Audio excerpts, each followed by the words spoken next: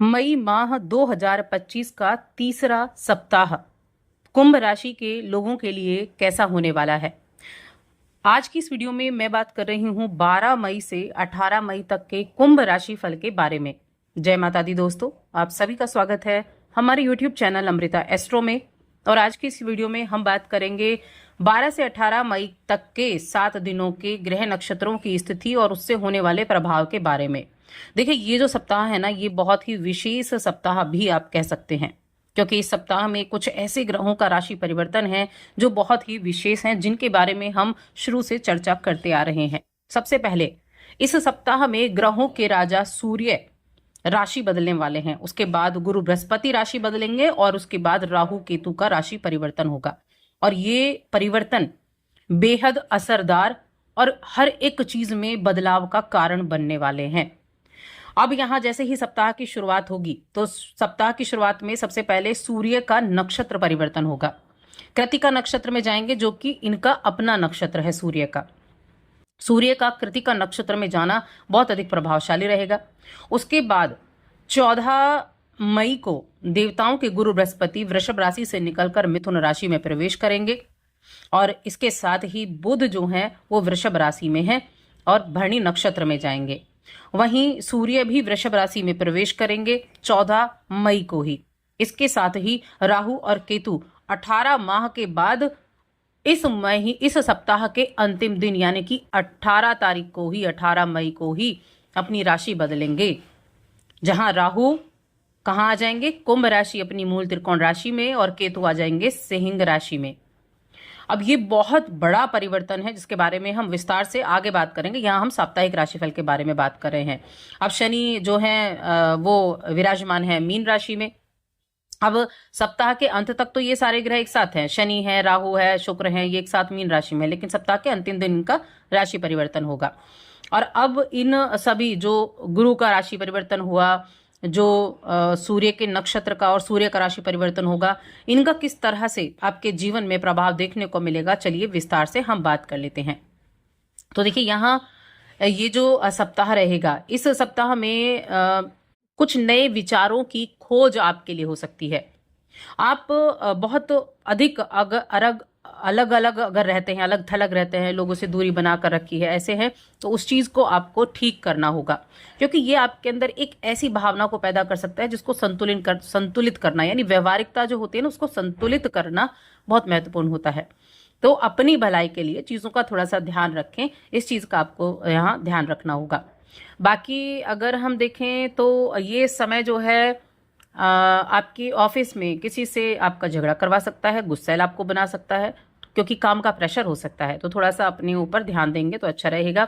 बाकी अगर हम चीज़ों की बात करें तो अपने आर्थिक मुद्दों को लेकर आपने कुछ जो योजनाएं बनाई थी, उन योजनाओं पर आप काम करते हुए दिखाई देंगे। कोई आपसे पैसा उधार मांगने आ सकता है और किसी भी कारणवश आपके लिए ऐसा रह सकता है कि आप इस सप्ताह में देर रात तक काम करते रहे। देखिए, जब ग्रहों का राशि परिवर्तन होने वाला होता है ना, तो उनके जो सिम्टम्स हैं वो दिखाई देने लग जाते हैं, तो चीज़ें बदलाव आपको देना शुरू कर देती हैं। अब यहाँ 14 तारीख तक तो जो सूर्य है वो आपके तीसरे घर में है, तो एनर्जेटिक आप रहेंगे, यात्रा भी आप कर सकते हैं इस समय अवधि में। साथ में कहीं ना कहीं आपके लिए कामकाज में वृद्धि भी देखने को मिलेगी। तो सूर्य का प्रभाव जो 14 तारीख तक है वो अच्छा रहेगा। 14 तारीख तक सूर्य के साथ साथ में गुरु बृहस्पति भी चौथे घर में बैठे हुए हैं, दोनों एक ही दिन राशि बदलने वाले भी हैं। तो 14 तारीख तक चीजें जो हैं वो अच्छी रहने वाली हैं। उसके बाद इनका राशि परिवर्तन जब होगा, तो राशि परिवर्तन करते ही एक तो परिवार में किसी लोगों के साथ आपका जो मैंने बताया ना गुस्सैल स्वभाव, वो हो सकता है। सूर्य क्या करेंगे? सूर्य ग्रसन आपको दे देंगे, तो थोड़ा सा बस वहां ध्यान रखना है। बाकी गुरु का गोचर आपके लिए बहुत उपयुक्त होने वाला है। इस समय आप अपनी सुख सुविधाओं पर खर्चा करते दिखाई देंगे, जिससे माता पिता आपको कुछ ना कुछ खर्चे को कम करने की सलाह दे सकते हैं। तो इसकी थोड़ी सी डांट फटकार पड़ सकती है, तो वहां उसके लिए भी आपको तैयार रहना होगा। बाकी शनि जो है वो आपके दूसरे भाव में है, आपकी राशि के स्वामी है, और ये आपको इच्छा अनुसार कुछ ना कुछ ऐसे पॉजिटिव रिस्पॉन्स देते दिखाई देंगे। सकारात्मक बदलाव आपको देखने को मिलने वाले हैं। आप किसी रणनीति या किसी योजना पर अगर काम कर रहे हैं तो उस रणनीति पर आप कामयाबी हासिल कर पाएंगे। दूसरों की खुलकर प्रशंसा आपको मिलने वाली है, यानी कि दूसरे जो लोग हैं वो आपकी खुलकर प्रशंसा भी कर पाएंगे। कोई भी आपकी योजना है, कोई भी आपकी रणनीति पर, उस पर जब आप काम करते हैं तो कहीं ना कहीं लोगों का सपोर्ट भी आपको देखने को मिलने वाला है। आपके ऑफिस में शुरुआत में थोड़ी दिक्कत हो सकती है, लेकिन उसके बाद आपका जो प्रभाव है ना उसको आप विकसित करते हुए दिखाई देंगे, जिसके कारण हर कोई आपसे बात करना चाहेगा, आप में बात करने की दिलचस्पी दिखाएगा। आप एक चीज ध्यान रखें कि आपके जो गुरुजन हैं, जो जिनको आप गुरु समान मानते हैं या गुरु मानते हैं, उनके साथ किसी भी तरह की बहसबाजी आपको नहीं करनी है, वरना आपकी छवि को नुकसान भी पहुंच सकता है। इसलिए उनसे बातचीत करते समय अपने शब्द और अपनी भाषा, इनका अच्छे से आपको प्रयोग करना होगा। अब यहाँ आपके संबंधों में ना एक नई ऊर्जा, एक नई ताजगी भी रहने वाली है। नई ऊर्जा के साथ आप काम करते दिखाई देंगे और इस समय अवधि में कुछ ऐसे अवसर भी आपको मिलेंगे, कुछ रोमांचक नए अवसर आपको मिलते हुए दिखाई भी देंगे। नए लोगों से मुलाकात भी आपकी होती हुई दिखाई देगी, जो आगे आने वाले समय में आपके लिए फायदेमंद रहेंगे। यात्रा का योग भी है और यह यात्रा आपके लिए अच्छी भी रहेगी। धन की स्थिति ठीक रहेगी, लेकिन थोड़ा बहुत सेहत को देखकर आपको ध्यान रखना है, सेहत थोड़ा सा प्रभावित हो सकता है। देखिए इस सप्ताह में ना एक चीज और है कि यहाँ नीच भंग राजयोग भी बनेगा। चंद्रमा और मंगल एक दूसरे की राशि में होकर नीच के रहेंगे, तब ये समसप्तक दृष्टि से देखेंगे, जिसका नीच भंग राजयोग बनेगा। और ये बहुत ही ज्यादा एक मान सम्मान दिलाने वाला राजयोग भी माना जाता है, जो मुनाफा दिलाने वाला योग भी माना जाता है। अब इस योग का जो प्रभाव है वो कैसा रहेगा और आपके लव लाइफ कैसी रहेगी, तो सबसे पहले हम रिश्तों की बात करते हैं।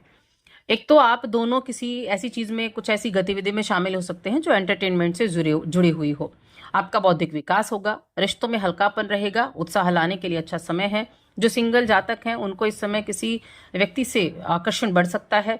कुछ नई मुलाकातें आप उनके साथ कर सकते हैं, जहां रिश्ते बनने की संभावनाएं हैं।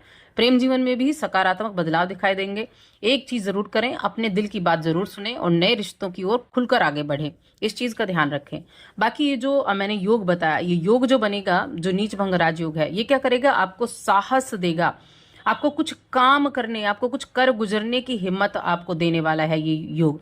और कहीं ना कहीं मंगल आपके लिए अच्छी पोजीशन पर भी है, क्योंकि छठे घर में है। तो जो भी कॉम्पिटिटिव एग्जाम में बैठ रहे हैं, जो बच्चे एडमिशन लेना चाहते हैं, कंपटीशन में बैठ रहे हैं, कंपटीशन किसी भी चीज से जुड़ा हुआ हो, वहां आपके सक्सेसफुल होने के ज्यादा चांस रहने वाले हैं। वहां सक्सेसफुल के ज्यादा चांस रहेंगे। नई एनर्जी आपको प्राप्त होगी, क्योंकि जब नई एनर्जी होगी तभी तो आप अपने कंपटीशन पर फोकस कर पाएंगे। तो ये योग जो है ये भी आपके लिए बड़ा अच्छा रहने वाला है। हेल्थ का बस मैं कहूंगी इस सप्ताह में आपको ध्यान रखना है, बाकी चीजें अच्छी हैं। अब देखिए गुरु का गोचर हो जाएगा मध्य में ही, ये मिथुन राशि में गुरु आ जाएंगे पंचम भाव में। बहुत अच्छा आपके लिए रहने वाला है, संतान के लिए, शिक्षा के लिए, नए चीजों को सीखने के लिए, प्रेम जीवन के लिए और विवाह के लिए बहुत ही उत्तम रहेगा। इच्छाओं की पूर्ति का समय मैं ये कह सकती हूँ आपके लिए शुरू होने वाला है, या हम ये कह सकते हैं एक नए दौर की शुरुआत आपके लिए होने वाली है। इन सभी राशि में जो ग्रहों का गोचर होगा, इनकी वजह से सप्ताह के अंत में राहु और केतु का राशि परिवर्तन है, और ये राशि परिवर्तन बेहद खास, बेहद अनुकूल आपके लिए रिजल्ट लेकर आने वाला है, जिसकी हम आगे बात करेंगे। लेकिन हाँ, ये जरूर कह सकते हैं कि ये समय, ये सप्ताह, इस सप्ताह के बाद नए बदलाव होने तय हैं।